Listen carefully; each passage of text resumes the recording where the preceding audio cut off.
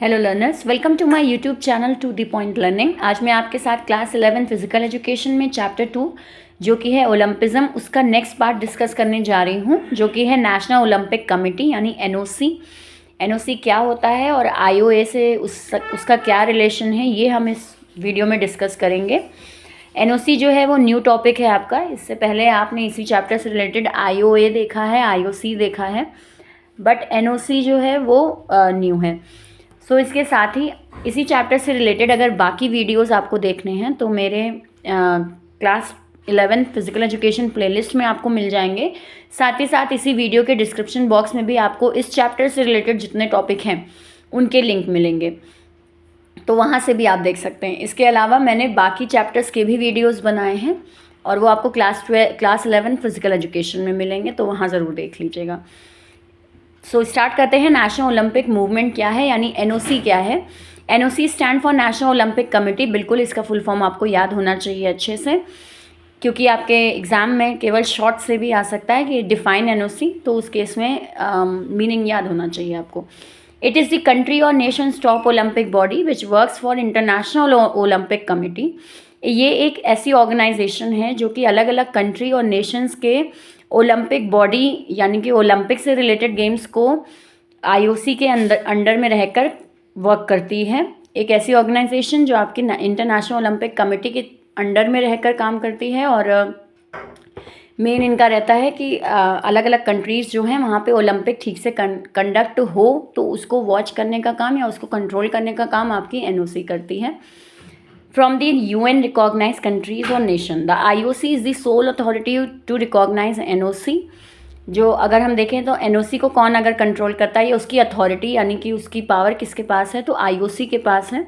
NOCs work together with the International Sport Federation to bring Olympic movement under the leadership। Main NOC का काम जो होता है वो अलग अलग कंट्रीज़ में ओलंपिक गेम्स जो हैं उनको कंडक्ट करवाना और आईओसी के सामने एक लीडरशिप की तरह इमर्ज करवाना कंट्रीज़ को, तो ये इनका मेन काम है। The mission of the NOCs is to develop. इनका मेन मिशन जो है, जो एम है, वो है develop, promote, protect the Olympic movement in their respective countries. तो एनओसी ऐसा नहीं है किसी एक कंट्री की कोई ऑर्गेनाइजेशन है, नहीं। एनओसी आपके जो टोटल आपके 5 कॉन्टिनेंट्स हैं उनमें ये गवर्न करती है और अलग अलग ऑर्गेनाइजेशंस अपने अंडर में चलाती है। इसको आप सीधी भाषा में ऐसे समझिए कि जैसे अगर हम कहें तो आपका जो सीबीएसई होता है वो अलग अलग स्कूल्स को कंट्रोल करता है, राइट। तो उसी टाइप से आपका एनओसी है जो अलग अलग कंट्रीज़ में ओलंपिक गेम्स को प्रमोट करने का काम करता है या उन्हें कंट्रोल करने का काम करता है। In accordance with the Olympic charter, NOCs are responsible for organising their people's participation in the Olympic game. ये इंश्योर करते हैं कि लोगों का पार्टिसिपेशन ओलंपिक की तरफ हो सके फ्रॉम एवरी कंट्री जो उसमें पार्टिसिपेट करना चाहती हैं। NOCs also promote the development. साथ ही साथ ये भी ध्यान रखती हैं कि अलग अलग कंट्रीज़ में एथलीट्स को प्रॉपर तरीके से प्रमोट किया जाए फॉर दी स्पोर्ट्स। साथ ही साथ ट्रेनिंग करवाई जाए कोचेस की और ऑफिशियल्स की एट नेशनल लेवल, ताकि वो इंटरनेशनल लेवल के लिए प्रिपेयर हो सकें। In the year 2020 there were 2006 affiliated NOCs. अगर हम बात करें तो आपके अलग अलग कंट्रीज़ को सबको मिलाकर आपके 206 ऐसी ऑर्गेनाइजेशन है जो एनओसी के अंडर में काम कर रही हैं, जो कि ओलंपिक को कंडक्ट करवाने और प्रॉपर एथलीट प्रोवाइड करवाने का काम करती है। These NOCs are registered under their continent body of IOC.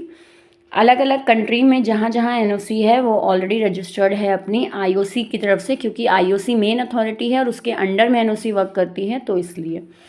Then यहाँ पे आपको कुछ नाम दिए हैं क्योंकि 5 कॉन्टिनेंट्स हैं हमारे पूरे वर्ल्ड में, तो उस 5 कॉन्टिनेंट बेस में आईओसी कहाँ कहाँ है या आईओसी कहाँ वर्क करता है, किस पर, कौन सी ऐसी ऑर्गेनाइजेशन है जिस पर आपका एनओसी वर्क करता है, तो वो है अगर हम बात करें अफ्रीकन कंट्री में तो association of national Olympic committee for Africa, इसके अंडर ये ऑर्गेनाइजेशन जो है वो एनओसी में वर्क करती है। अमेरिका की बात करें तो Pan American sports organisation. Asian countries की बात करें तो ओलंपिक काउंसिल ऑफ एशिया जो है वो एनओसी के अंडर में वर्क करता है, और इसी एशियन कंट्री में ही हमारा इंडिया भी आता है। हमारे इंडिया की जो आईओए है यानी इंटरनेशनल ओलंपिक कमेटी जो है वो इस OCA के अंडर में काम करती है और ये OCA को कंट्रोल करने का काम NOC करता है। For European countries European Olympic committee ये वर्क करती है। और अगर ओशियन कंट्रीज़ की बात की जाए, ओशनिया कंट्रीज़ की बात की जाए, तो वहाँ पे Oceania national Olympic committees work करती हैं।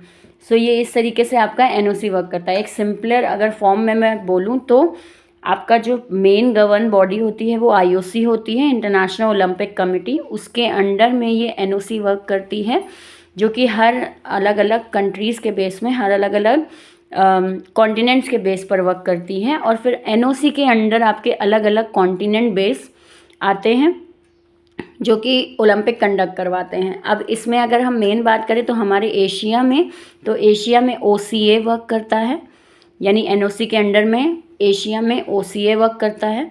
और ये OCA जो है, इसके अंडर में हमारे इंडिया में जो स्पोर्ट्स कंडक्ट होता है या हमारे इंडिया में जो ओलंपिक लेवल में गेम खेला जाता है वो कौन सा होता है, IOA। तो ये इस तरीके से पूरा इनका स्ट्रक्चर है। सबसे बड़ी अथॉरिटी आपकी IOC है, फिर उसके अंडर में NOC है, फिर NOC में अंडर आपके कॉन्टिनेंट्स आते हैं। अगर हम एशिया कॉन्टिनेंट की बात करें, क्योंकि हमें मेन फोकस अपने इंडिया पे रखना है, तो एशिया कॉन्टिनेंट की बात करें जिसमें हमारा इंडिया आता है, तो एशिया में जो आपकी अथॉरिटी है वो OCA है और OCA के अंडर में IOA वर्क करता है। तो आई होप ये स्ट्रक्चर आपको क्लियर हुआ हो कि NOC क्या है और इसको पढ़ना आपका क्यों ज़रूरी है। तो ये भी एक आपकी गवर्न अथॉरिटी ही है जो IOC के जस्ट बाद आती है। तो आई होप आपको क्लियर हो गया हो। अब इसके बाद आपको जानना होगा कि IOA क्या होता है, इंडियन ओलंपिक एसोसिएशंस क्या होती हैं। तो उसका लिंक आपको मेरे इस वीडियो के डिस्क्रिप्शन बॉक्स में मिल जाएगा। वो ऑलरेडी मैंने डिस्कस किया है, उसकी पूरी अथॉरिटी कैसे है, उसके फंक्शंस क्या हैं, वो सारे के सारी चीज़ें आपको मेरे वीडियो के लिंक में मिल जाएंगी। तो उसे ज़रूर देखिएगा ताकि चैप्टर सीक्वेंस वाइज क्लियर हो। इस तरीके से मेरा सेकेंड चैप्टर के सारे वीडियोस कंप्लीट हुए।